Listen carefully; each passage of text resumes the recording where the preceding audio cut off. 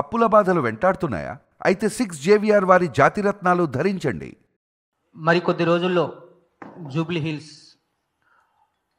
By elections polling ఇంకొక 6 డేస్లో జరగబోతుంది. దానికి సంబంధించి మనం ఈరోజు ప్రీపోల్ పబ్లిక్ పర్సెప్షన్ ఎలా ఉంది అనే సర్వే రిపోర్ట్ అనేది రిలీజ్ చేయడం జరుగుతుంది. బిఫోర్ దట్ చాణిక్య స్ట్రాటజీస్ మన కంపెనీ గురించి ఒక 2 minutes బ్రీఫ్గా చెప్పుకున్న తర్వాత ఏందనేది చెప్పుకుందాం. మీ అందరికీ తెలుసు, గతంలో చాలాసార్లు ఇదే ప్రెస్ క్లబ్లో సక్సెస్ మీట్లు పెట్టుకున్నాం. అదేవిధంగా పలు రాష్ట్రాల సర్వే రిపోర్ట్లు కూడా రిలీజ్ చేసుకునే ప్రయత్నం కూడా చేసాం. అన్ని రాష్ట్రాల్లో కూడా మనం ఎక్కడ కూడా ఫెయిల్ అవ్వకుండా 98% సక్సెస్ రేట్ తోటి ఎక్కడైతే మనం సర్వే చేస్తున్నామో ప్రతి ప్లేస్లో సక్సెస్ అవుతూ వస్తూ ఉన్నాం. 2023 జనరల్ ఎలక్షన్స్లో కూడా అన్ని సర్వే కంపెనీలు తెలంగాణలో బీఆర్ఎస్ ప్రభుత్వం ఏర్పడుతుందని ఇస్తే కేవలం మన సర్వే కంపెనీ మాత్రమే 67 స్థానాలతో కాంగ్రెస్ పార్టీ ప్రభుత్వాన్ని ఏర్పాటు చేస్తుందని ఎగ్జిట్ పోల్ ఇవ్వడం జరిగింది. దాంతోపాటు ఉమ్మడి హైదరాబాద్ జిల్లాలో బీఆర్ఎస్ పార్టీ అన్ని స్థానాల్లో గెలుస్తుంది, కాంగ్రెస్ పార్టీ గెలవదు అని కూడా ఇచ్చిన ఏకైక సంస్థ అదే. ఈ పాయింట్ మీద మనం గతంలో ప్రెస్ క్లబ్లో మీటింగ్ కూడా పెట్టుకున్నాం. సక్సెస్ మీట్ మీ అందరితో పాటు కూడా మీడియా మిత్రులందరితో పాటు కూడా సెలబ్రేట్ చేసుకోవడం జరిగింది. అదే ఉత్సాహంతో మహారాష్ట్రలో బీజేపీ ఎన్డీఏ గవర్నమెంట్ ఏర్పడుతుందని చెప్పడం జరిగింది. ఢిల్లీలో కూడా బీజేపీ కూటమి గవర్నమెంట్ ఫామ్ చేస్తుందని చెప్పడం జరిగింది. ఇలా చేసిన ప్రతి చోట సక్సెస్ అవుతూ ఈరోజు 98% సక్సెస్ రేట్. 98% ఎందుకంటే ఒక హర్యానాలో మేము ఫెయిల్ అయ్యాం, అందుకే 2% తీసేసి 98% సక్సెస్ రేటు ఉంటూ ఈరోజు జూబ్లీ హిల్స్ ఎలక్షన్స్లో కూడా బై ఎలక్షన్స్లో 2 దఫాలుగా సర్వేలు చేయడం జరిగింది. ఒకటి సెప్టెంబర్ నెలలో మొదటి వారం నుంచి 3వ వారం వరకు అభ్యర్థులు ఇంకా డిసైడ్ కాలేదు. బీఆర్ఎస్ పార్టీ అభ్యర్థి అప్పటికి నామమాత్రంగా డిసైడ్ అయ్యారు, మాగంటి గోపీనాథ్ గారి భార్య సునీత గారిని. కాంగ్రెస్ నుంచి ఎటువంటి అభ్యర్థి పేరు రాలేదు ఇంకా అప్పటికి. బీజేపీని కూడా వాళ్ళ అభ్యర్థిని అప్పటికి ప్రకటించలేదు. కానీ ఆ రోజు మేము తీసుకున్న క్వశ్చనీర్లో కాంగ్రెస్ పార్టీ ప్రభుత్వ పాలనపై ప్రజల అభిప్రాయాన్ని సేకరించడం జరిగింది. దానితో పాటు బై ఎలక్షన్స్లో మాగంటి సునీత వారిపైన సానుభూతి ఎంతవరకు ఉంటుంది, సానుభూతి వర్కౌట్ అవుద్దా లేదా, కాంగ్రెస్ పార్టీ 6 గ్యారెంటీలు వర్కౌట్ అవుతున్నాయా లేకపోతే సానుభూతి వర్కౌట్ అవుతుందా అనే అంశాల మీద ఆ రోజు సర్వే చేయడం జరిగింది. అప్పుడు సర్వే ప్రకారం కాంగ్రెస్కి బీఆర్ఎస్కి 11% డిఫరెన్స్ ఉంది ఆ రోజున. కానీ అక్టోబర్లో 3 పార్టీల నుంచి అభ్యర్థులు నిర్ణయించిన తర్వాత 3 పార్టీలలో గమనిస్తే కాంగ్రెస్ నుంచి నవీన్ యాదవ్ గారికి టికెట్ ఇవ్వడం జరిగింది, బీఆర్ఎస్ నుంచి దివంగత మాజీ ఎమ్మెల్యే భార్య మాగంటి సునీతకు టికెట్ ఇవ్వడం జరిగింది, బీజేపీ నుంచి మరొకసారి లెంకల దీపక్ రెడ్డికి టికెట్ ఇవ్వడం జరిగింది. ఈ 3 అభ్యర్థుల పేరు మీద రీసెంట్గా అక్టోబర్ 22 నుండి నవంబర్ 2 11 రోజుల ప్రయాణం సర్వేలో మనం ప్రతి డివిజన్ నుంచి సుమారుగా 1000 శాంపిల్స్ సేకరించుకొని అన్నిట్లో కలిపి 6000 సంథింగ్ శాంపిల్స్ సేకరించుకొని సర్వే అనేది చేయడం జరిగింది. ఈ సర్వే రిపోర్ట్ బయటపెట్టే ముందు ఏ అంశాలు ఏ పార్టీ మీద ప్రభావితం చేస్తున్నాయి, ప్రజలు ఏం మాట్లాడుకుంటున్నారు, ప్రజల్లో ఉన్న ఆలోచనలు, కాంగ్రెస్ ప్రభుత్వం మీద ప్రజల ఆలోచన ఎలా ఉంది, ప్రతిపక్ష పార్టీ బీఆర్ఎస్ మీద ప్రజల ఆలోచన ఎలా ఉంది, సామాజిక అంశాలు కమ్యూనిటీస్ వారిగా మైనార్టీస్లో ప్రభుత్వం మీద ఎలా ఉంది, బీజేపీ మీద ఎలా ఉంది, బీఆర్ఎస్ మీద ఎలా ఉంది, అదేవిధంగా సెటిలర్స్ ఇంపాక్ట్ ఎక్కువ ఉంటుంది, వాళ్ళ ప్రభావం ఎలా ఉంది, ఇలా సామాజిక వర్గాలు వయసుల వారీగా 3 పార్టీల బలాబలాలు ఒకసారి మనం చర్చించుకున్న తర్వాత మొన్న సర్వే రిపోర్ట్ని మనం ఒకసారి బయటపెట్టే ప్రయత్నం చేద్దాం. ఇప్పుడు మనం కాంగ్రెస్ గురించి ఇక్కడ మనం 4 రకాల ప్రశ్నలు మొన్న అక్టోబర్ 22 నుంచి నవంబర్ 2 వరకు తీసుకున్న దాంట్లో 4 రకాల ప్రశ్నలతో సర్వే చేయడం జరిగింది. అక్కడ ఏ అభ్యర్థికి ఓటు వేస్తారు, ఏ పార్టీకి ఓటు వేస్తారు, ఇక్కడ కన్ఫ్యూజ్ చేయడం కోసం ఏ పార్టీ గెలుస్తుంది అనుకుంటున్నారు అనే క్వశ్చన్తో పాటు ఏ అభ్యర్థి గెలుస్తుంది అనుకుంటున్నారు అనే కన్ఫ్యూజన్లో 2 రకాల క్వశ్చన్లు ఇచ్చినప్పుడు ప్రజల్లో ఉన్న ఇంటర్నల్ ఆలోచన అనేది చెప్పడం జరుగుతుంది. అయితే ఇక్కడ కాంగ్రెస్కి ప్రధానంగా కలిసి వచ్చే అంశాలు ఏంది అని మాట్లాడుకున్నట్లయితే మెయిన్ కాంగ్రెస్ పార్టీ ఎజెండాలో జూబ్లీహిల్స్ నియోజకవర్గం గురించి మాట్లాడితే జూబ్లీహిల్స్ నియోజకవర్గంలో మొత్తం 407 బూతులు. 407 బూతులలో యూసఫ్గూడ 56 బూతులు, షేక్పేట 70, రెహమత్ నగర్లో 72, సోమాజిగూడ పార్ట్ 38, ఎర్రగడ్డ 63, వెంగళరావు నగర్ 58, బోరబండ 50. ఇలా మొత్తం 407 బూతులలో మైనార్టీ సామాజిక వర్గం సుమారు 1,10,000 నుంచి 1,15,000 ఓట్ బ్యాంక్ ఉంది. అండ్ బీసీస్ వచ్చేసి 1,75,000 నుంచి 1,80,000 ఓట్ బ్యాంక్ ఉంది, ఆల్ బీసీస్. తర్వాత సెటిలర్స్ కమ్యూనిటీ 40,000 ఓట్ బ్యాంక్ వాళ్ళది ఉంది, కమ్మ సామాజిక వర్గం. అదేవిధంగా క్రిస్టియన్స్ వారొక 30,000 ఓట్ బ్యాంక్ ఉంది. ఆల్ టుగెదర్ 4 లక్షల చిల్లర ఓట్ బ్యాంకు జూబ్లీహిల్స్ నియోజకవర్గంలో మనం గమనించడం జరిగింది. ఇలా ఒక్కొక్క కమ్యూనిటీ పరంగా గమనిస్తే కాంగ్రెస్ ఎజెండాలో మెయిన్ బీఆర్ఎస్ అభ్యర్థిని ప్రకటించిన తర్వాత, కమ్మ సామాజిక వర్గం నుంచి అభ్యర్థిని ప్రకటించిన తర్వాత కాంగ్రెస్ అభ్యర్థిని సెలెక్ట్ చేయడంలో కొంత జాప్యం జరిగింది. ఇక్కడ ఏ అభ్యర్థికి టికెట్ ఇస్తే బాగుంటుందని బాగా ఆలోచించి కాంగ్రెస్ తమ అభ్యర్థిని సెలెక్ట్ చేయడంలో 100% సక్సెస్ అయిందని చెప్పుకోవాలి అభ్యర్థి విషయంలో. ఎందుకంటే ఒక సైడు తెలంగాణలో బీసీ ఉద్యమం స్టార్ట్ అయింది, అదేవిధంగా జూబ్లీహిల్స్ నియోజకవర్గంలో మైనార్టీ సామాజిక వర్గం ఎక్కువ, దాని తర్వాత బీసీ సామాజిక వర్గం కూడా ఎక్కువ. ఈ 2 సామాజిక వర్గాలను ట్రంప్ కార్డుగా బేస్ చేసుకొని వాళ్ళ ఓట్ బ్యాంకుని బేస్ చేసుకొని కాంగ్రెస్ పార్టీ తమ అభ్యర్థిని సెలెక్ట్ చేసుకుందని భావించడం జరిగింది. ఇక్కడ కాంగ్రెస్ పార్టీ నుంచి నవీన్ యాదవ్కు టికెట్ ఇవ్వడం జరిగింది. అయితే ఇక్కడ ఇదే క్రమంలో మైనార్టీస్ ఓట్ బ్యాంకు ఎవరికి కీలకంగా ఉంది అనే అంశంలో కూడా మనం ఒక సర్వే చేయడం జరిగింది. మైనార్టీస్ ఓట్ బ్యాంకు మనకు చూస్తే 1,15,000 ఓట్ బ్యాంక్ మనం చెప్పడం జరిగింది. 1,15,000లో కూడా 2023 జనరల్ ఎలక్షన్స్లో వాళ్ళు కేవలం 40% మాత్రమే పోలైంది. వాళ్ళు ఉన్న బూతులలో సుమారు 45 బూతుల్ని వాళ్ళు బాగా స్ట్రాంగ్గా ప్రభావితం చేస్తారు. ఈ 45 బూతులలో వాళ్ళది గతంలో 40,000 మాత్రమే పోలింగ్ జరిగింది. 40,000లో కాంగ్రెస్ పార్టీకి ఎంత మేరకు వచ్చిందని అనాలిసిస్ చేస్తే వాళ్ళకు 70% ఆ రోజు 2023 ఎలక్షన్స్లో పోలేయడం జరిగింది. 30% మళ్ళీ బీఆర్ఎస్ మాగంటి గోపికి పోలేయడం జరిగింది. కానీ ఈ ఎన్నికల్లో మైనార్టీస్ని మనం సర్వే చేసినప్పుడు అడిగితే ఇక్కడ 60:40 రేషియో, అంటే ప్రతి 10 మందిలో 6 కాంగ్రెస్ పేరు చెప్తే 4 బీఆర్ఎస్ పేరు చెప్పారు. కానీ ఇక్కడ ఇంకో ఈక్వేషన్ ఏంటంటే ప్రతి 10 మంది ఆడవాళ్ళలో మైనార్టీ ఓటర్లలో ప్రతి 10 మంది ఆడవాళ్ళలో మహిళా ఓటర్లలో 6 మళ్ళీ బీఆర్ఎస్ చెప్పారు. అంటే ఇక్కడ మనం ఒకటి గమనించాల్సింది ఏంటంటే మైనార్టీ మహిళల్లో బీఆర్ఎస్ పార్టీ అభ్యర్థి అయిన మాగంటి సునీతకి కొంత పాజిటివ్ ఎక్కువగా ఉంది. అంటే ఇక్కడ మనం మైనార్టీ ఓట్ బ్యాంకు ఎక్కువగా చీలే అవకాశం బీఆర్ఎస్కు ఉంది, మహిళా ఓట్ బ్యాంక్.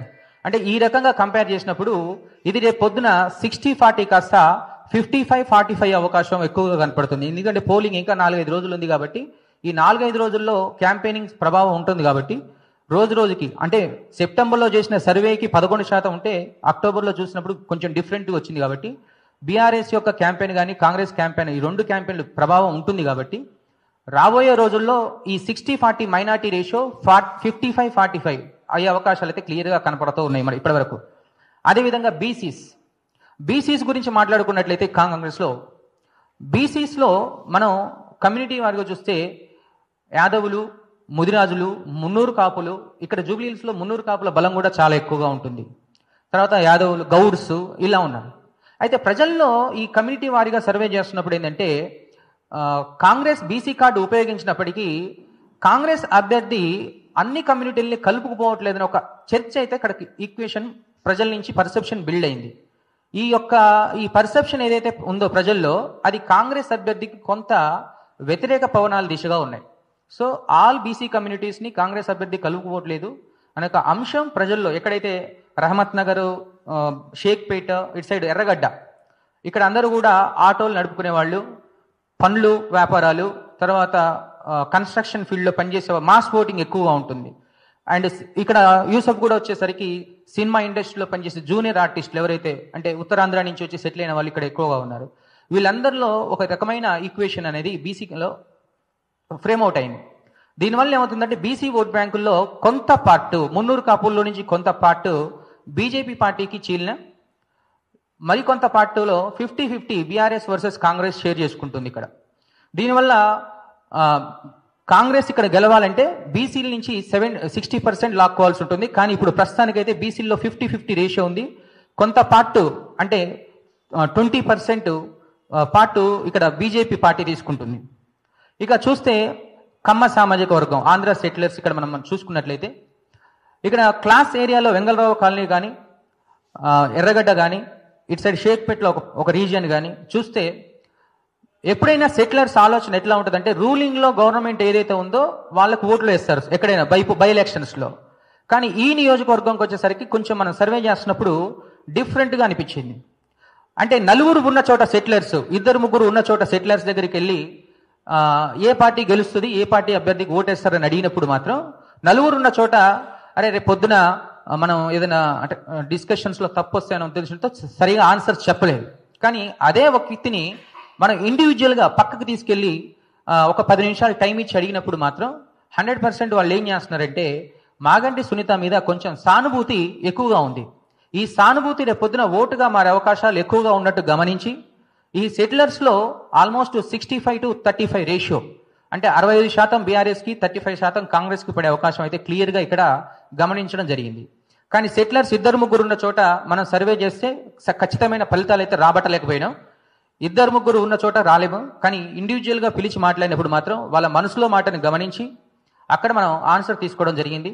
అండ్ ఇక్కడ సెటిలర్స్లో ఎక్కువగా రియల్ ఎస్టేట్ వ్యాపారం చేసే వాళ్ళు ఉన్నారు. ఇక్కడ ఈ రియల్ ఎస్టేట్ వ్యాపారం చేసే వాళ్ళలో హైడ్రా ఎఫెక్ట్ తోటి గతంలో కాంగ్రెస్ ప్రభుత్వం తీసుకున్న ఏదైతే నిర్ణయం హైడ్రా ఉందో ఆ ఎఫెక్ట్ తోటి కొంత హైదరాబాద్లో మీ అందరికీ తెలిసిన విషయమే రియల్ ఎస్టేట్ రంగం అనేది కొంత కుదించుకుపోయిన విషయం అంటే కుప్పకూలిపోయిన విషయం తెలిసిందే. కొనుగోళ్లు ఆగిపోయినాయి.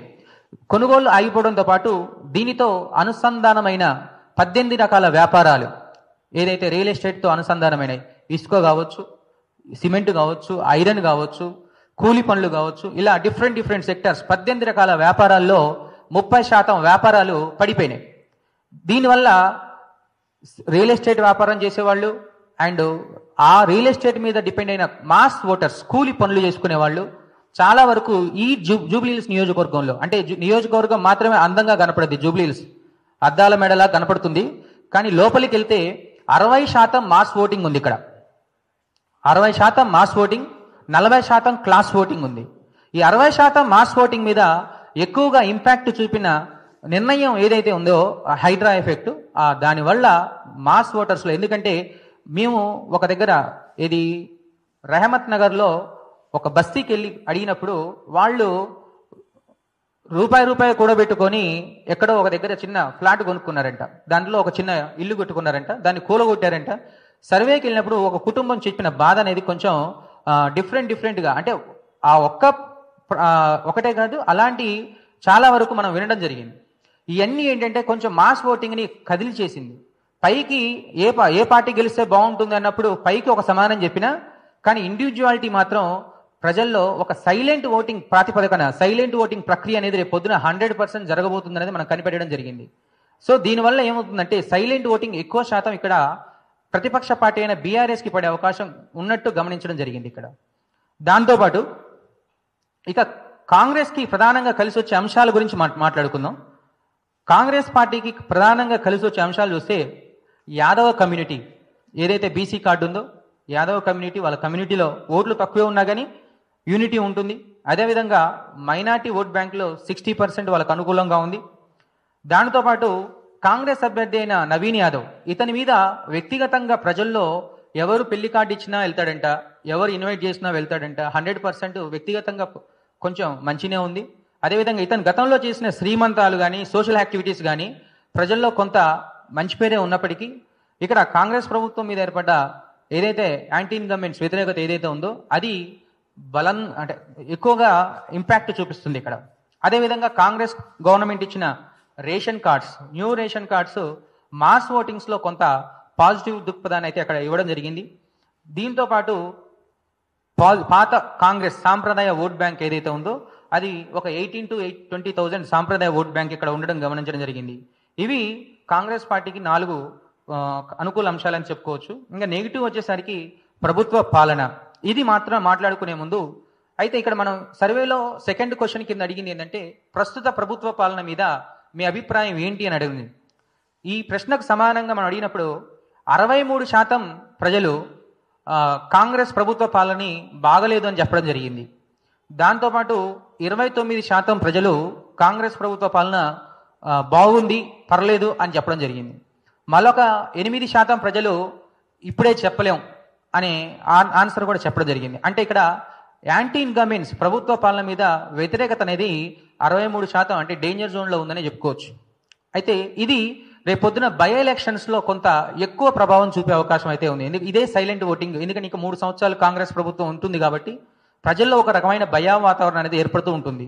అంటే ఇప్పుడే బయటపడితే ఏం జరుగుద్ది అనేది. కానీ ఓటింగ్ వేసేటప్పుడు మాత్రం ప్రజలు వాళ్ళతో పర్సనల్గా మాట్లాడడం జరిగింది కాబట్టి ఓటింగ్ వేసేటప్పుడు ప్రజల్లో మాత్రం వాళ్ళ నిర్ణయం సొంతంగా తీసుకునే అవకాశాలు ఎక్కువగా ఉన్నాయి.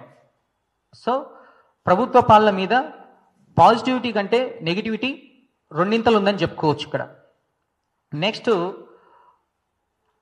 వచ్చే బై ఎలక్షన్స్లో ఏ పార్టీకి ఓటేస్తారు అని అడిగినప్పుడు ఇక్కడ టోటల్ శాంపిలింగ్ వచ్చేసి 4,580 శాంపిల్స్ తీసుకోవడం జరిగింది. ఇక్కడ ఇందులో 1,727 శాంపిల్స్ కాంగ్రెస్కి అనుకూలంగా ఆన్సర్ చెప్పారు.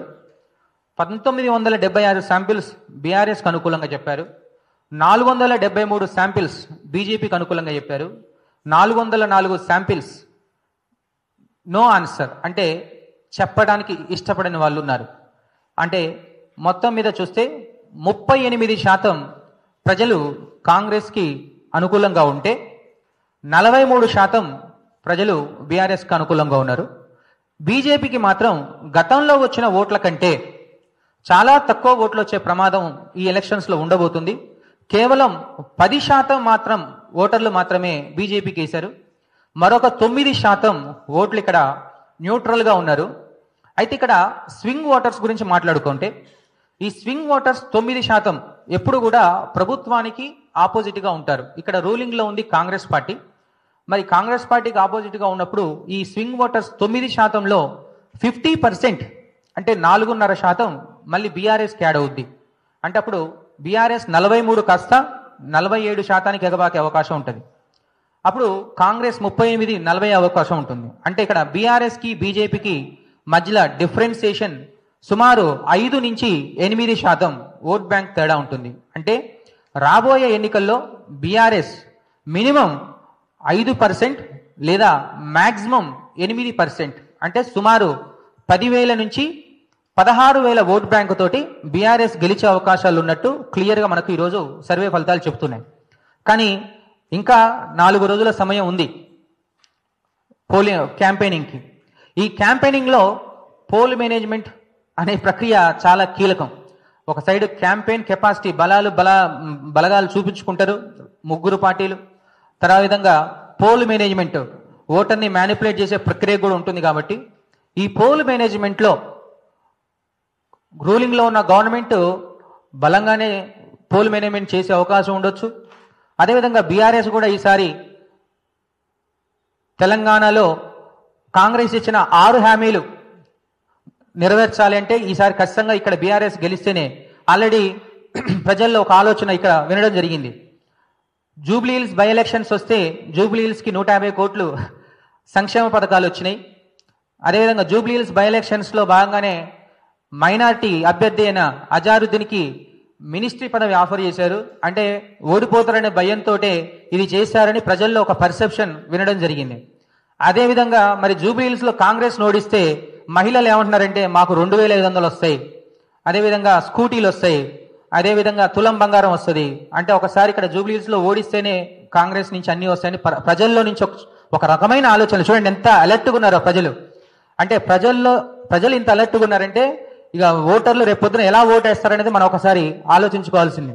మనకు సర్వే జస్ట్ 5-8% కనపడుతుంది. రేపు పొద్దున ఇది 1-2% పెరగొచ్చు, లేకపోతే పోల్ మేనేజ్మెంట్ డిపెండ్ అయ్యి తగ్గొచ్చు. కానీ ఏదేమైనప్పటికీ పోల్ మేనేజ్మెంట్ ఎవరు ఎట్లా చేసినా ఆల్రెడీ ప్రజలు డిసైడ్ అయిపోయారు. రాబోయే ఎన్నికల్లో మాత్రం సైలెంట్ ఓటింగ్ ప్రక్రియన ఇండివిజువల్గా అడిగినప్పుడు ప్రతి ఒక్కరు కూడా ప్రతి 10 మందిలో 6 బీఆర్ఎస్కి ఓటేస్తామని చెప్పడం జరిగింది. సో ఇవన్నీ అనాలిసిస్లు మనం ముందు పెట్టుకుంటే సుమారు 5 నుంచి అంటే మినిమం 5% నుంచి మ్యాక్సిమం 8% వరకు అంటే 5-8% మధ్యలో ఏదైనా అంటే 10,000 నుంచి 16,000 వరకు రావచ్చనే అవకాశం క్లియర్గా ఉంది. ఒకవేళ పోలింగ్ పర్సంటేజ్ కిందటిసారి కంటే పెరిగితే అంటే 50% కంటే పెరిగిందనుకోండి, ఇక్కడ పోలింగ్ పర్సంటేజ్ పెరిగితే కాంగ్రెస్కి కొంచెం కలిసి వచ్చే అవకాశం. ఎందుకంటే మైనార్టీస్ ఎక్కువ శాతం పోలింగ్కు రారు ఎక్కడ కూడా. లాస్ట్ ఎలక్షన్స్లో చెప్పా కదా, 1,00,000 ఓట్లు ఉన్న కాడ 40,000 ఓటారు. వాళ్ళు పోలింగ్ పర్సంటేజ్ పెంచుకోగలిగితే కాంగ్రెస్కి కొంత కలిసి వచ్చే అవకాశం అయితే ఉంది. కానీ మా అనాలిసిస్ ప్రకారం పోలింగ్ పర్సంటేజ్ పోయినసారి 1,80,000 ఓటింగ్ పోల్ అయింది. ఈసారి 2 లక్షల వరకు పోల్ అవుద్దని అంచనాలతోటి మనం రీసెర్చ్ చేయడం జరిగింది. 2 లక్షల కన్నా ఎక్కువ అవుతే 1-2% గ్రాఫ్ తగ్గినా బీఆర్ఎస్ గెలిచే అవకాశం అయితే క్లియర్గా స్పష్టంగా కనపడుతూ ఉంది. దానితో పాటు బీజేపీ పార్టీ గురించి చూస్తే యాక్చువల్గా 2023 జనరల్ ఎలక్షన్స్కి 6 నెలల ముందు బీఆర్ఎస్ అధికారంలో ఉన్నప్పుడు బీజేపీ గవర్నమెంట్ ఫామ్ చేస్తుంది తెలంగాణలో నెక్స్ట్ అని ఒక ఆలోచన అందరిలో వచ్చింది. కానీ కర్ణాటక ఎన్నికల తర్వాత తెలంగాణలో కాంగ్రెస్ ప్రభావం ఒకేసారి ఊపందుకోవడం, పెద్ద పెద్ద లీడర్లు కాంగ్రెస్లో చేరడం, దాని తర్వాత బీజేపీ థర్డ్ పొజిషన్కి రావడం జరిగింది. తెలంగాణలో కాంగ్రెస్ గవర్నమెంట్ ఏర్పడ్డాక బీఆర్ఎస్ పని అయిపోయింది, నెక్స్ట్ బీజేపీ వస్తుంది అన్నట్టు ఆలోచన కూడా గవర్నమెంట్ ఏర్పడ్డాక బీజేపీకి మంచి రోజులు వస్తున్నాయి అన్న ఆలోచన ఉంది. కానీ బీజేపీ పార్టీ రోజు రోజుకు తెలంగాణలో ఏదైతే పార్లమెంట్ ఎన్నికల్లో విజయం సాధించిన తర్వాత బీజేపీ పార్టీలో ఉన్న నాయకుల మధ్య కొంత కోఆర్డినేషన్ సరిగా లేకపోవడం వల్ల రూరల్ స్థాయిలో అంటే మండల స్థాయి, నియోజకవర్గ స్థాయిలో క్యాడర్లో కొంచెం బలాలు తగ్గి కొంత ఈక్వేషన్స్ మారినాయి. అదేవిధంగా రీసెంట్గా మనం గమనిస్తే బీజేపీ పార్టీలో వాళ్ళు నియోజకవర్గ స్థాయి నాయకుల్ని, జిల్లా స్థాయి నాయకుల్ని పెట్టుకున్నప్పటికీ బూత్ స్థాయి నాయకుల్ని పెట్టుకోవడంలో కొంచెం ఫెయిల్ అయ్యి రూరల్ ప్రాంతాల్లో బీజేపీ అనేది కొంచెం ఫెయిల్ అయిపోయింది. ఇక సిటీలో గతంలో జిహెచ్ఎంసీ ఎలక్షన్స్లో 48 స్థానాలు గెలిచిన బీజేపీ మరి రేపు ఈ ఎలక్షన్స్ ప్రభావం జిహెచ్ఎంసీ మీద పడే అవకాశం ఉంటుంది. కాబట్టి ఖచ్చితంగా ఈ ఎలక్షన్స్లో బీజేపీ మంచి పొజిషన్లో ఓట్లు తెచ్చుకోవాల్సిన పరిస్థితి ఉంది. కానీ జూబ్లీహిల్స్లో సర్వే చేస్తున్నప్పుడు బీజేపీ థర్డ్ పొజిషన్లో ఉన్నట్లు గమనించడం జరిగింది. ఇక్కడ బీఆర్ఎస్ వర్సెస్ కాంగ్రెస్ ఎన్నికలే జరుగుతున్నాయి. జూబ్లీహిల్స్లో BRS versus Congress versus BJP అనేది ఎన్నికలు ఎక్కడ కూడా ఏ డివిజన్లో కూడా మనం ఎక్కువగా చూడలేం. ఒక షేక్పేట డివిజన్లో మాత్రం ఒక బస్సు 2-3 బస్సుల్లో ట్రయాంగిల్ ఫైట్ అన్నారు. మిగిలిన అన్ని డివిజన్లలో కూడా బీఆర్ఎస్ వర్సెస్ కాంగ్రెసే ఎన్నికల వాతావరణం ఏర్పడింది. బీజేపీకి గతంలో వచ్చిన ఓట్ల కంటే చాలా తక్కువ ఓట్లు అంటే బిలో 10% ఓట్స్ వచ్చే అవకాశాలు అయితే ఈ ఎన్నికల్లో జరగబోతుంది. ఈ ఎఫెక్ట్ రేపొద్దున జిహెచ్ఎంసీ ఎన్నికల్లో కూడా కాంగ్రెస్ వర్సెస్ బీఆర్ఎస్ ఎన్నికలు అనే వాతావరణం అనేది జరిగే అవకాశాలు ఉంటే క్లియర్గా స్పష్టంగా కనపడుతుంది. ఇక ఏజ్ ఫ్యాక్టర్స్ మనం మాట్లాడుకున్నట్లయితే ఏజ్ ఫ్యాక్టర్స్లో యూత్ 18 నుంచి 20 సంవత్సరాలు ఫ్రెష్ ఓటర్స్ 12,000 ఉన్నారు. ఇక్కడ 20 నుంచి 29,000 వయసు 72,000 మంది ఉన్నారు. 30 నుంచి 39 ఏళ్ల వయసు ఓటర్లు 96,000, 40 నుంచి 49,000 వయసు వాళ్ళు 87,000, 50 నుంచి 59 ఏళ్ల వయసు 67,000, 60 నుంచి 69 ఏళ్ళు 38,000. ఇక 70+ ఉన్న వాళ్ళు 24,000. ఓవరాల్గా 4,07,000 ఓట్స్ మనం చూసుకున్నట్లయితే ఇక్కడ యూత్లో 12 ఎవరైతే ఫ్రెష్ ఓటర్స్ ఉన్నారో నవీన్ యాదవ్, నవీన్ అన్న అనే ఒక భజన అయితే యూత్లో ఉంది. ఇది వినపడింది, కనబడింది నియోజకవర్గంలో. కానీ వీళ్ళ సంఖ్య చాలా తక్కువ, అంటే 12,000 ఉంది. కాబట్టి ఇది గెలుపు ఓటముల్ని నిర్ణయించేదిగా ఉండదు.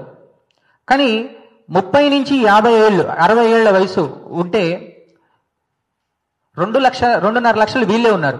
ఈ 2.5 లక్షల్లో మహిళా ఓటర్లలో ప్రతి 10 మందిలో 6 7 బీఆర్ఎస్కి అనుకూలంగా ఉన్నారు.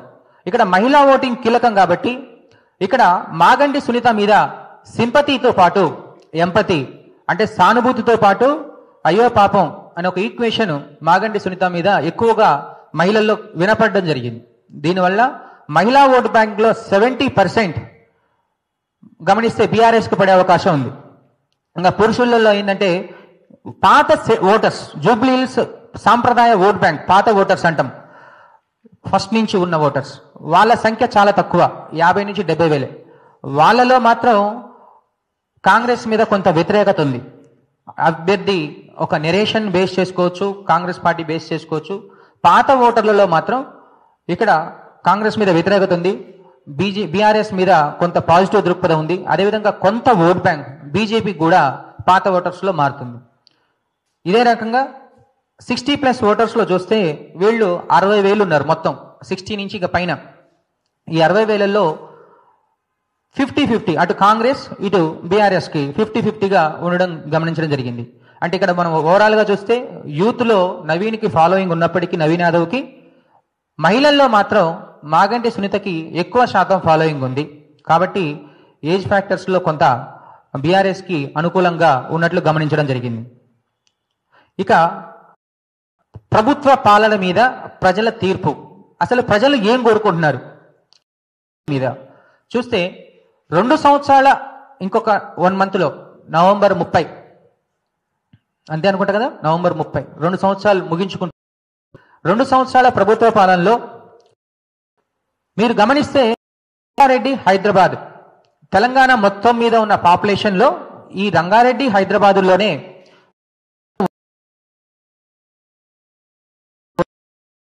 కేసీఆర్ ప్రభుత్వంలో ఈ 2 జిల్లాల్ని దృష్టిలో పెట్టుకొని రూరల్ ప్రాంతాల్లో నుంచి వచ్చిన ఓటర్లందరూ ఇక్కడే ఎక్కువ ఉంటారు, ఇక్కడే నివాసిస్తున్నారు. కాబట్టి ఇక్కడ ప్రజల్ని ఎక్కువ కాపాడుకోవాలనే ఉద్దేశంతో గతంలో 10 సంవత్సరాల పరిపాలనలో కేసీఆర్ ప్రభుత్వంలో రంగారెడ్డి జిల్లాకు 3 మంత్రుల్ని, హైదరాబాద్ జిల్లాకు 3 మంత్రుల్ని పెట్టడం జరిగింది, మీ అందరికీ తెలిసిన విషయమే. కానీ ఈ 2 సంవత్సరాల కాంగ్రెస్ పాలనలో ఈ ఉమ్మడి రంగారెడ్డి, హైదరాబాద్ జిల్లాలకు 1 మంత్రి కూడా లేడు అనే ఒక ఆలోచన ప్రజల్లో ఉంది.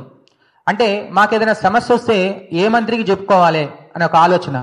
రూరల్లో మంత్రులు ఉన్నారు, రేషన్ కార్డులు ఉన్నాయి, ఇందిరా మిల్లు వస్తున్నాయి, సన్నబియ్యం వస్తున్నాయి, అన్నీ వస్తున్నాయి. అంటే ఏదైతే హామీలు ఇచ్చారో అవి చేస్తున్నారు. కానీ ఈ 2 జిల్లాల్లో ప్రజలకు ఏం న్యాయం జరిగింది అనే ఒక ఆలోచనతో ఇక్కడ ప్రజలు కొంత సంకోచం అనేది వ్యక్తం చేయడం జరిగింది. దీని ఇంపాక్ట్ ఎక్కువగా ఉంది. అంటే 2 జిల్లాల్లో ఏ మంత్రి లేకపోవడం, అదేవిధంగా మొన్నటికి మొన్న కాంగ్రెస్ ప్రభుత్వం తీసుకున్న ఏదైతే నిర్ణయం మైనారిటీ అభ్యర్థికి మంత్రి పదవి, ఎమ్మెల్సీ ఇచ్చి మంత్రి పదవి ఏదైతే ఉందో అది ఆలోచనలో ప్రజల్లో ఇంకొక రక ఆలోచన డిసైన్ చేసింది.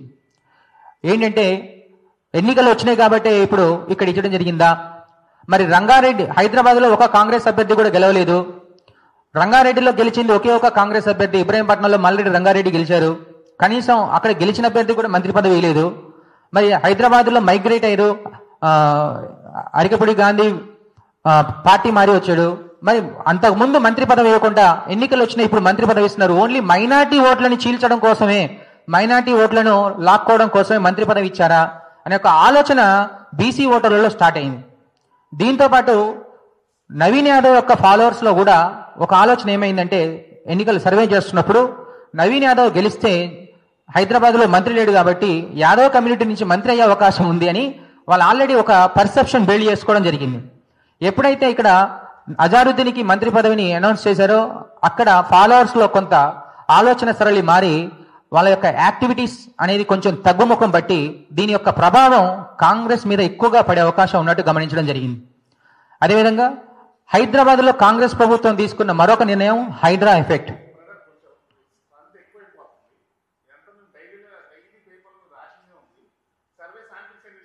అవి చెప్పా, మొత్తం చెప్పాను. ఓకే, మీరు క్వశ్చన్స్ అడగండి, దాని తర్వాత మళ్ళీ చెప్తా. ఓకే, మళ్ళీ ఒకసారి ఫైనల్ సర్వేకి వెళ్ళిపోదాం. ఓకే,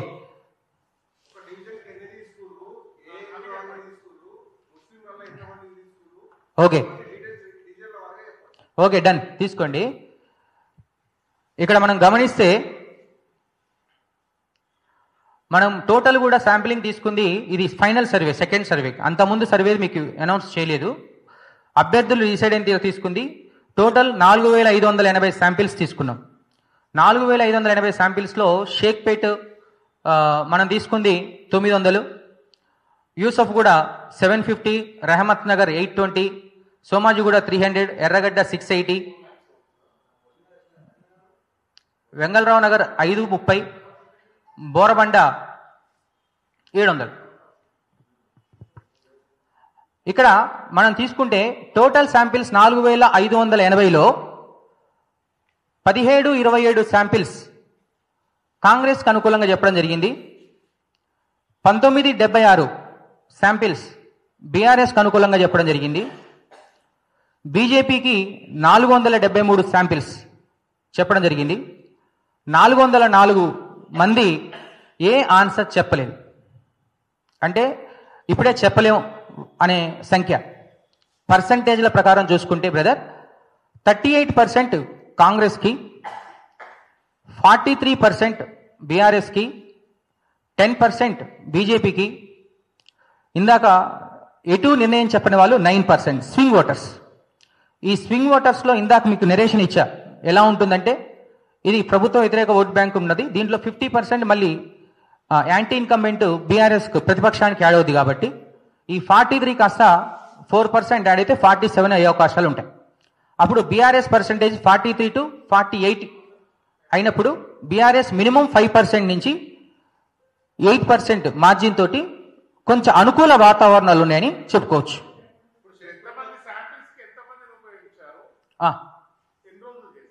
ఓకే, ఇది మనం తీసుకున్న శాంపిలింగ్ అక్టోబర్ 22 నుంచి నవంబర్ 2వ తారీఖు వరకు ఒక 6 టీమ్ లీడర్స్ ఉంటారు. టీమ్ లీడర్ కింద మళ్ళీ 5 సభ్యులు ఉంటారు. ఒక్కొక్క టీమ్ లీడర్ కింద 5 సభ్యుల్ని బేస్ చేసుకొని వాళ్ళు సుమారు 11 రోజులు అనాలిసిస్ చేస్తారు. ఒకరోజు కాదు, అక్టోబర్ 22 నుంచి నవంబర్ 2, అంటే నవంబర్ 1కి సర్వే అయిపోయింది, 2వ తారీఖు అనాలిసిస్ ఉంటుంది కాబట్టి నవంబర్ 2 12 రోజుల ప్రక్రియ ఇది, ఒక రోజుతో కూడా. ఈ 12 రోజుల ప్రక్రియలో మొత్తం కలిపి 36 మంది సభ్యులు చేసుకుంటూ పోయారు. 36 మంది సభ్యులు చేసిన రిపోర్ట్లో మనకు రీసెర్చ్ మొత్తం సైంటిఫిక్ అనాలిసిస్ చేసిన తర్వాత బీఆర్ఎస్కి కాంగ్రెస్కి మధ్య వ్యత్యాసం 5% లీడ్ చూపిస్తుంది. కానీ ఈ యాంటీ ఇన్కంబెంట్ ఓటు 9%లో ఈ స్వింగ్ ఓటర్స్ 50% బీఆర్ఎస్కి యాడ్ అవుతుంది. కాబట్టి బీఆర్ఎస్ 45%, అంటే 43 నుంచి 47కి వెళ్తారు. అప్పుడు కాంగ్రెస్ కూడా 3% యాడ్ అవుద్ది, అంటే అప్పుడు 38 నుంచి 41, అంటే అప్పుడు 41, 47, అంటే 6% డిఫరెన్స్ అనేది ఈ రెండు పార్టీలకు ఉన్నట్టు రీసెర్చ్ చెప్తుంది. ఇది అవునండి.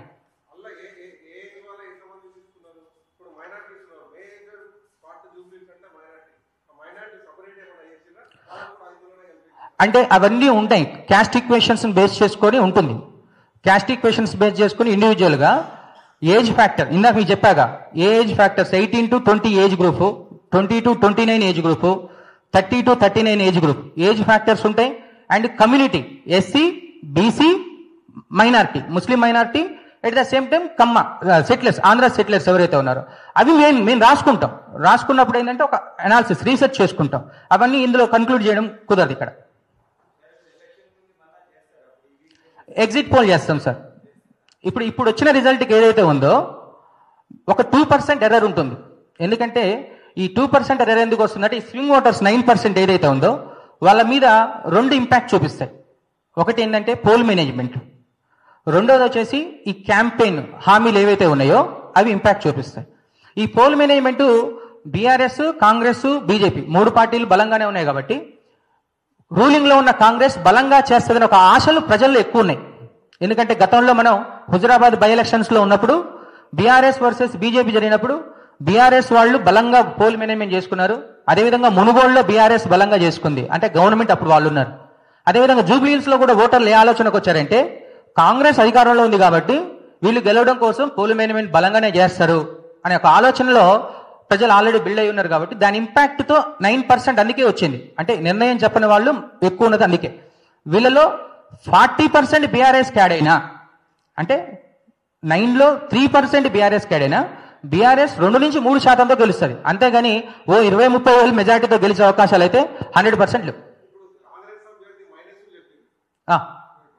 మైనస్లు ప్లస్లు రెండు చెప్తా అవి కూడా నెక్స్ట్ చెప్తా. ఉన్నాయి. బీఆర్ఎస్ అభ్యర్థికి మెయిన్ మైనస్ వచ్చేసి డివిజన్లలో ఉన్న క్యాడర్ తోటి పూర్తిగా తనకు పరిచయం లేదు. అదేవిధంగా ఏదైనా సమస్యలు తన దగ్గరికి తీసుకెళ్ళినప్పుడు సమస్యల మీద పూర్తిగా అవగాహన లేదు అనే ఒక ఆలోచన ప్రజల్లో ఉంది. కానీ బీఆర్ఎస్ ఇవన్నీ పక్కన పెట్టి వాళ్ళ క్యాంపెయిన్లో ఎక్కడ సక్సెస్ అయ్యారంటే, ఈ Jubilee hills elections Maganti versus Naveen Yadav కన్నా బీఆర్ఎస్ వర్సెస్ కాంగ్రెస్ అనే ఈక్వేషన్ తీసుకురావడంలో బీఆర్ఎస్ క్యాంపెయిన్ సక్సెస్ అయింది. ప్రజల్లో ఇక్కడ జూబ్లీ హిల్స్ ప్రజల్లో బీఆర్ఎస్ వర్సెస్ కాంగ్రెస్ అనే ఎలక్షన్స్ వస్తున్నారు. సో మాగంటి సునీతకి అభ్యర్థిగా అనుభవం లేకపోవడం పెద్ద మైనస్, సమస్యల మీద అవగాహన లేకపోవడం మైనస్, ఇవన్నీ ప్రజల్లో ఉన్నాయి. కానీ ఒక సానుభూతి అనేది వీటిని ఓవర్కమ్ చేస్తుంది.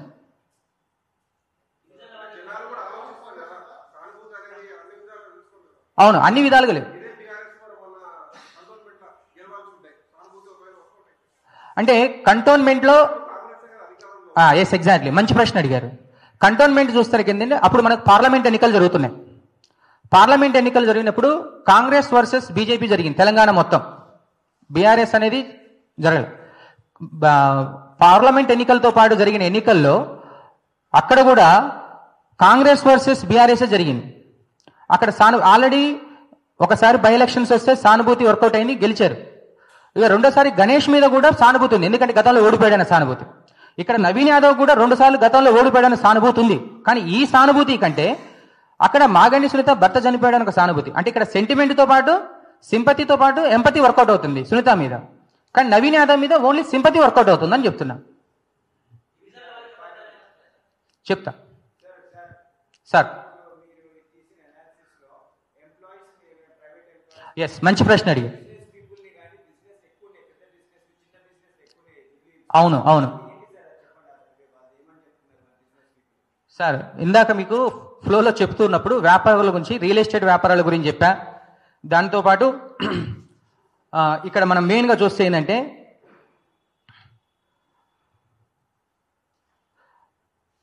ఎక్కువ మాస్ ఓటింగ్లో చిన్న బిజినెస్ చేసుకునే వాళ్ళు, ఫంక్షన్ హాల్స్, బేకరీస్, ఆటోస్ నడుపుకునే వాళ్ళు, పంక్చర్ షాపులు, మైనార్టీస్లో చూస్తే చిన్న చిన్న బిజినెస్లు, వ్యాపారస్తులు, సెల్ఫ్ ఎంప్లాయిడ్స్ ఈ ఎక్కువ ఉంటారు అటు సైడ్ బస్తీలలో చూస్తే.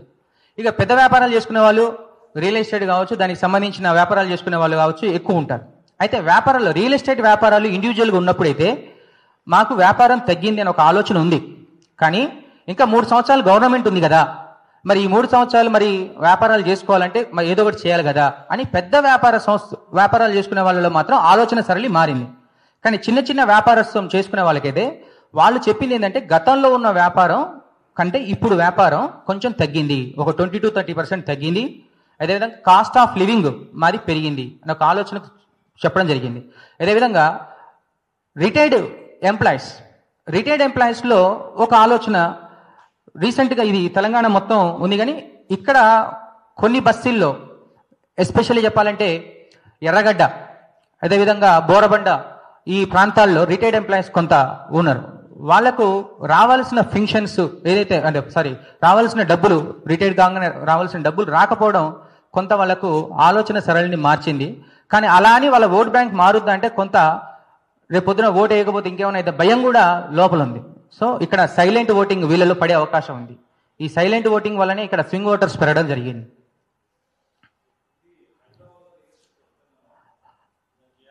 పడిపోయింది అనలేదు సార్, నేను ప్రజల్లో వచ్చిన ఆలోచన ఏంటంటే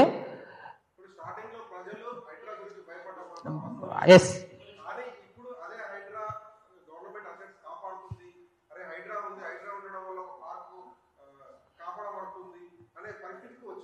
ఓకే, వాళ్ళు ఎగ్జాక్ట్లీ వాళ్ళు చెప్తున్నారు. కానీ ప్రజల్లో వచ్చిన ఆలోచన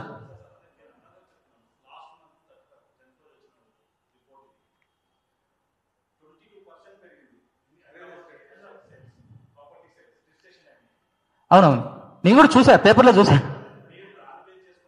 లేదు లేదు లేదు, ప్రజలు మాస్ ఓటింగ్, ఇందాక మీకు చెప్పా, జూబ్లీహిల్స్ నియోజకవర్గం మాత్రమే హార్ట్ ఆఫ్ ది సిటీ, కానీ ఇక్కడ ఎక్కువ మాస్ ఓటింగ్ ఉన్నారు. 60%, మోర్ దాన్ 60%, మనం బస్సుల్లోకి వెళ్తే మోర్ దాన్ 60% మాస్ ఓటింగ్. ఈ మాస్ ఓటింగ్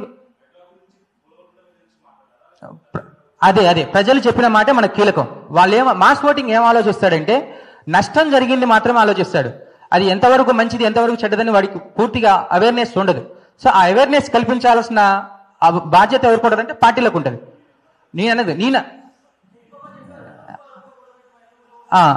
ఒక ఓటర్ చెప్పిన మాట మాట్లాడదాం అవన్నీ. వర్షమా?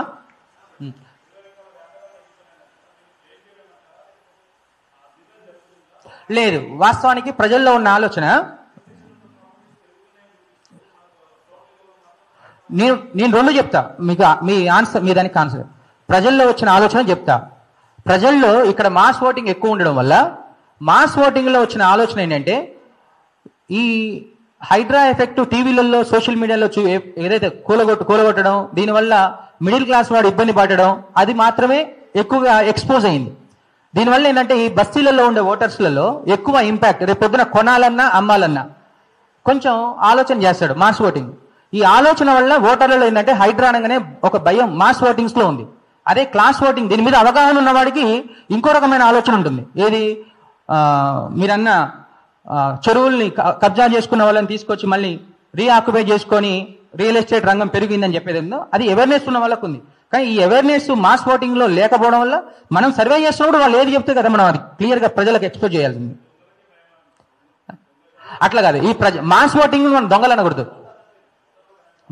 ఓన్లీ మాస్ ఓటింగ్ గురించి మాట్లాడుతున్నా.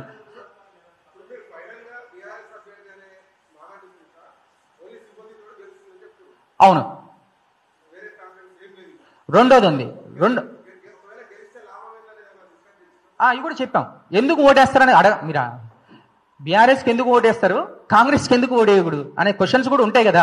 సర్వే చేసేటప్పుడు అన్ని రకాల ప్రశ్న ఉంటుంది. 100% చెప్పు. అయితే ఇక్కడ బీఆర్ఎస్ అభ్యర్థికి సింపతి వర్కౌట్ అవుతుంది, కానీ ప్రజల్లో ఇందాక ఏదైతే చెప్తున్నామో ప్రజల్లో కంపారిజన్ అనేది ఒకటి ఉంది. గతంలో 10 సంవత్సరాల ప్రభుత్వ పాలనని, ఇక్కడ 2 సంవత్సరాల ప్రభుత్వ పాలనని ఈ ఎవరైతే గ్రాడ్యుయేట్స్, అంటే ప్రతి ఇంటికి ఒక గ్రాడ్యుయేట్ ఉన్నాడు గమనిస్తే, ఇప్పుడు చదువుకున్న వాళ్ళు, ఈ గ్రాడ్యుయేట్స్ కంపారిజన్ అనేది స్టార్ట్ అయింది. సెల్ఫ్ రెస్పెక్ట్ అనేది బాగా కోరుకుంటున్నారు. ఓటర్ బాగా కోరుకునేది ఫైనల్ ఎజంప్షన్, సెల్ఫ్ రెస్పెక్ట్ బాగా కోరుకుంటున్నారు. ఈ సెల్ఫ్ రెస్పెక్ట్ ఏంటంటే, చిన్న ఉదాహరణ ఏంటంటే, గతంలో ఎమ్మెల్యే ఒక ఊరికి వచ్చాడంటే అందరూ సంతోషపడేవాళ్ళు. ఇప్పుడు ఎమ్మెల్యే మన పక్కింటికి వచ్చాడన్నా సంతోషపడట్లేదు. ఎందుకంటే నా ఇంటికి రాలేగా అనే ఒక సెల్ఫ్ రెస్పెక్ట్కి వెళ్ళిపోయారు. అంటే ఈ సెల్ఫ్ రెస్పెక్ట్, ఓవర్ ఎక్స్పెక్టేషన్స్ ఏదైతే ఉన్నాయో, ఈ ఎక్స్పెక్టేషన్స్ ని గవర్నమెంట్ టచ్ చేయలేకపోతుంది. ఈ టచ్ చేయలేకపోవడం వల్ల ఏంటంటే కంపారిజన్ స్టార్ట్ అయింది. అటు లాస్ట్ ప్రభుత్వ పాలనకి ఈ ప్రభుత్వ పాలనకి. లాస్ట్ ప్రభుత్వ పాలనలో ఏమైందంటే ప్రతి వారం రూరల్లో ఏదో ఒకటి, ఏంటంటే హరితహారమోనో, రైతు యాత్ర, చైతన్య యాత్రనో ఏదో ఒకటి క్యాడర్ అంతా యాక్టివిటీగా ఉండే, ఓటర్స్ యాక్టివిటీగా ఉండేవాళ్ళు. కానీ ఈ 2 ఏళ్లలో ఏంటంటే ఇటువంటి యాక్టివిటీస్ సరిగా జరగకపోవడం వల్ల ఏంటంటే కొంచెం కంపారిజన్లో తేడా రావడం వల్ల ప్రజల్లో ఒక కోపం, వ్యతిరేకత అనడంగా అసంతృప్తి అని అన్నాం. ఎందుకంటే ఇంకా 3 సంవత్సరాలు ఉంది. ఈ అసంతృప్తిని వీళ్ళు సరి చేసుకుంటే ఇంకా 3 ఏళ్ళు దర్జాగా పరిపాలించుకునే అవకాశం ఉంది.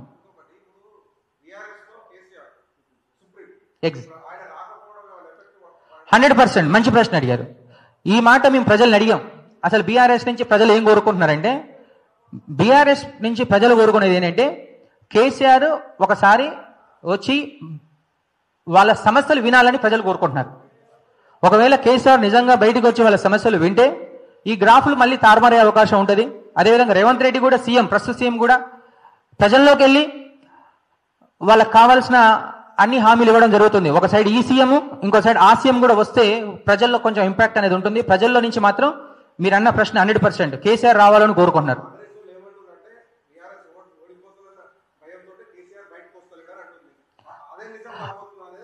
బ్రదర్, అది 2 ప్రభుత్వాలు, 2 పార్టీల యొక్క ప్రశ్నలు. మనం సర్వేల గురించి మనం మాట్లాడుకుందాం.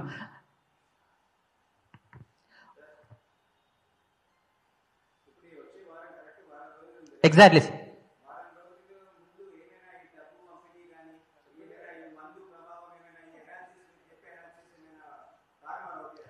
నేను చెప్తున్నా కదా సార్, ఈ వారంలో 2 ప్రభావాలు ఉంటాయి. ఒకటి క్యాంపెయిన్, స్ట్రెంగ్త్ ఆఫ్ క్యాంపెయిన్. 2 పార్టీలు వాళ్ళ స్ట్రెంగ్త్ను ప్రూవ్ చేసుకునే టైం ఉంది. అదేవిధంగా నా బ్రదర్ అన్నట్టు కేసీఆర్ వస్తే ఈక్వేషన్స్ మారొచ్చు, లేకపోతే కేసీఆర్ డైరెక్ట్గా రాకున్నా ప్రెస్ మీట్ పెట్టి ప్రజల సమస్యల్ని అడ్రస్ చేసే అవకాశాలు ఉండొచ్చు. లేదా రేవంత్ రెడ్డి తన వైఖరిని మార్చుకొని హైడ్రాని మళ్ళీ బ్యాక్ తీసుకోవచ్చు, ప్రజల సమస్యల మీద ఎక్కువ స్ట్రెంగ్త్ తీసుకోవచ్చు. ఇంకా అదేవిధంగా పోల్ మేనేజ్మెంట్, మీరు అన్న పోల్ మేనేజ్మెంట్ ఇంపాక్ట్ చూపించవచ్చు. ఒకవేళ ప్రజల ఎక్స్పెక్టేషన్ ఇందాకన్నా కదా, అప్పుడు హుజరాబాద్ కానీ మునుగోడు బై ఎలక్షన్స్లో రూలింగ్లో బీఆర్ఎస్ ఉంది, అప్పుడు పోల్ మేనేజ్మెంట్ బీఆర్ఎస్ బాగా చేసుకున్నారు. ఇప్పుడు కాంగ్రెస్ రూలింగ్లో ఉంది, మరి కాంగ్రెస్ కూడా బాగా చేస్తాను, ఎక్స్పెక్టేషన్స్ బాగా ఉన్నాయి. మళ్ళీ ఆ ఎక్స్పెక్టేషన్స్ని వీళ్ళు టచ్ చేయలేదనుకోండి, మళ్ళీ దాని ఇంపాక్ట్ కూడా కొంత పడే అవకాశం ఉంది. సో ఏదేమైనా ఇప్పుడు రిలీజ్ అయిన సర్వే రిపోర్ట్కి ఒక 2% ఎర్రర్ ఉంటుంది అంతే. అందుకే మినిమం 5 to maximum 8% తోటి కొంత బీఆర్ఎస్ గెలిచే అవకాశాలు అయితే ఉన్నాయి. Thank you. చెప్పాగా కంపారిజన్, ప్రభుత్వ పాలన, ప్రస్తుత ప్రభుత్వ పాలన, గత ప్రభుత్వ పాలన, బీఆర్ఎస్ వర్సెస్ కాంగ్రెస్ ఈక్వేషన్. అంటే ఈ ఎలక్షన్లో మాగంటి వర్సెస్ నవీన్ యాదవ్ అనడం కన్నా బీఆర్ఎస్ వర్సెస్ కాంగ్రెస్ అని బీఆర్ఎస్ వాళ్ళే బాగా ఎక్స్పోజ్ చేశారు. కాంగ్రెస్ వాళ్ళేమో ఓన్లీ బీఆర్ఎస్ ఫెయిల్యూర్స్ మాత్రమే చూపిస్తున్నారు. Thank you.